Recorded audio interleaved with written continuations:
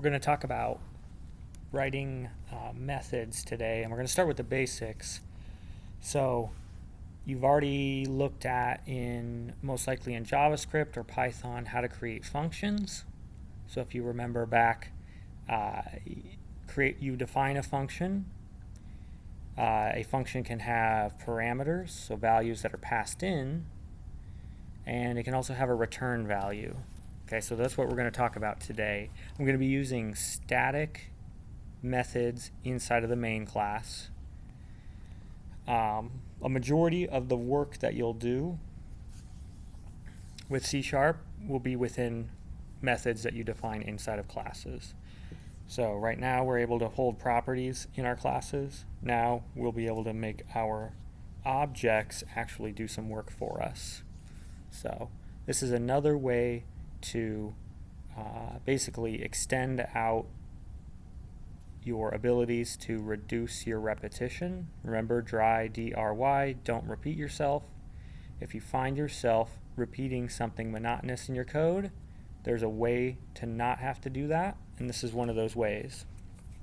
Alright, so in my main section here, my main class, the main method in my main class, remember this is when you run it, this is where the code's going to start.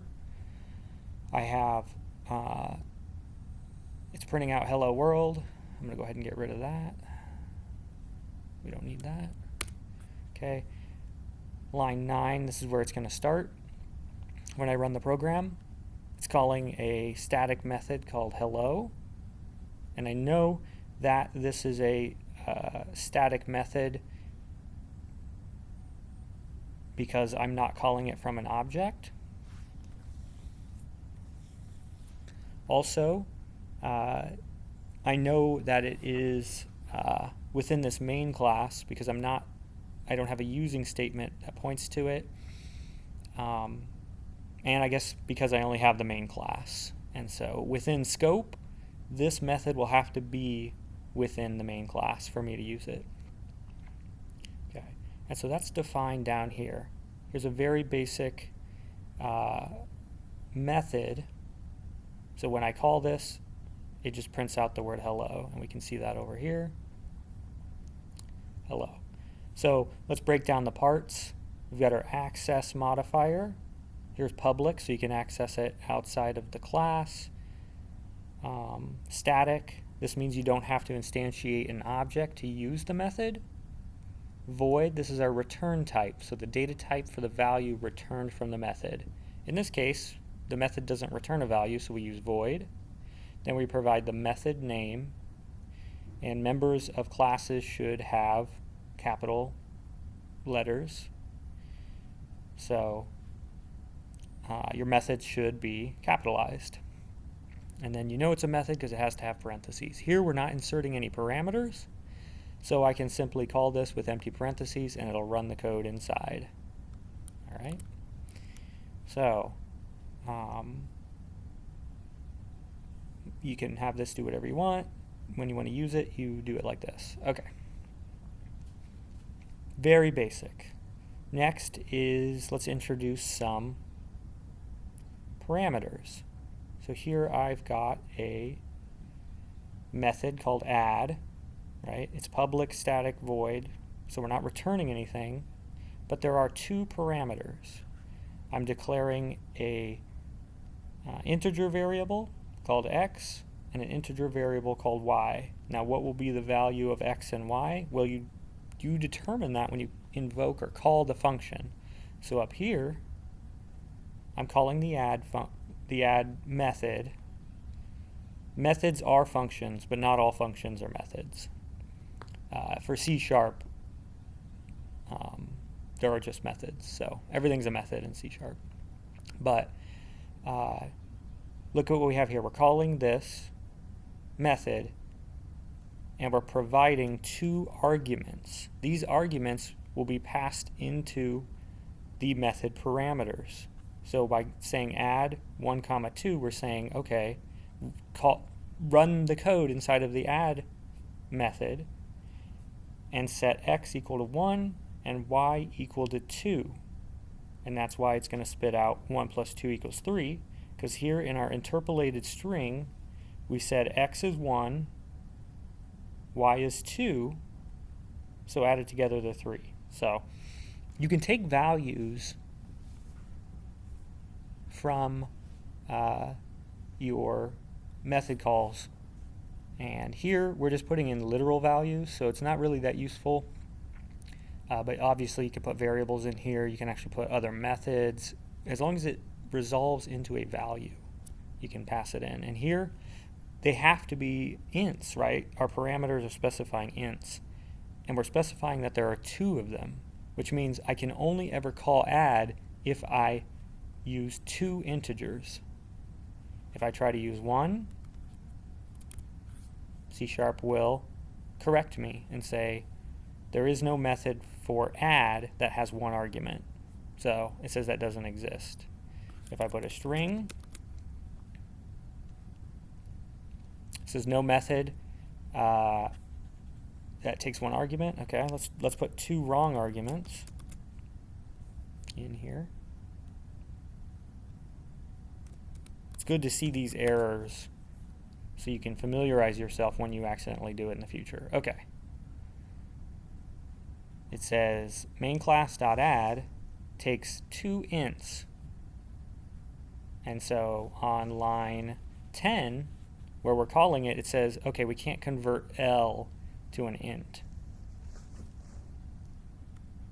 Let's see if it auto-converts. In Python, it does not auto-convert. In JavaScript, I'll have to check. So it says you just can't do this. You have, because we specified it is going to be an int, we have to put integer values here. All right. So we can change it 1, 1 equals 2. All right. So you will need to fully understand how to use arguments, because you will not you're already using it. Console.WriteLine is a method, is a static method of console that takes 1 argument, and that's how it determines what to print out. Okay, so you've already been using this, but now you're going to be defining your own functions, your own methods, and you'll need to know when and how to use parameters so that you can take in arguments and work with them. All right. So we've looked at passing in arguments, returning values. All right. So here I have another static method. We're saying, okay, it's public, so that means we can access it outside the class. Static, we don't need to instantiate an object. String, this is going to return a data type of string. And again, about the parameters, by setting up this definition, you're creating a promise. You're saying anytime I call add, it will have to have 2 int values. Anytime I call Monday, it has to return a string. So it won't actually let you write code inside of here that doesn't end with a return string. All right, if we set the return value as string. So here it's just returning a static or a literal string of Monday. And what am I doing with that? Right here, we are declaring a variable called day of type string. We're assigning the value of whatever this method returns. Well, it returns Monday, so it prints out Monday. So then we store that string in day, and then we console.WriteLine that. You can shortcut this. You don't have to put it in a separate variable. You can do this, because remember, order of operations, the way methods resolve is from the inside out. So get Monday here, this returns a string, so now this will become the word Monday, the string Monday, and then it'll print that out. So it'll still be the same. Monday. Okay. So that is returning a value. And the keyword return, you just have to make sure whatever it is, the data type is the type that you specified in the method signature, which includes the access modifier, whether it's static or not, the return type. Remember, if you don't have a return type, you still have to specify void, the name, and the parentheses. Even if you don't have any parameters, you still have to put blank parentheses there. That's how it differentiates between a method and a variable. Okay, the last one here, just for fun, I've combined taking in parameters and spitting out or returning a string here. So public, static, return type of string, the name is Eggify. It has to, the arguments when you call this function have to be 2 strings.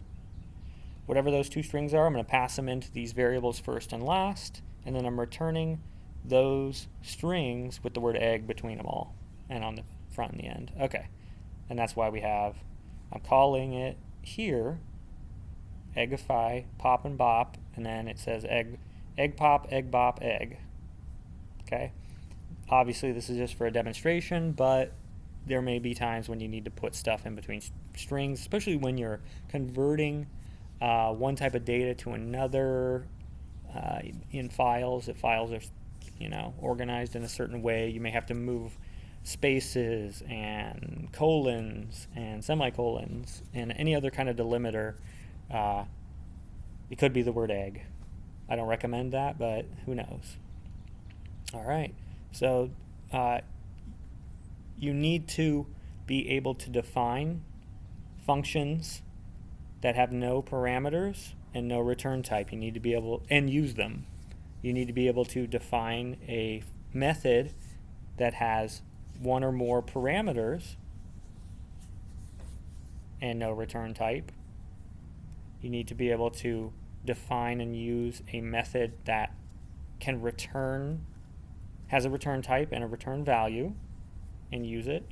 You also need to be able to define and use methods that have both parameters and a return value. You will use all of those types of methods moving forward. It just depends on what you're trying to do. They're just more tools in your toolbox. All right? Figure it out.